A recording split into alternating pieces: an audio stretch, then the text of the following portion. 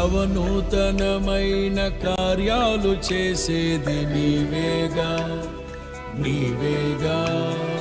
అత్యున్నతమైన స్థలములపై నడిపేది నీవేగా నీవేగా. విధినే ఛేదించి నీవు భువినే వెలిగించగా, స్తుతినే నా నోట పలికించి బహుగా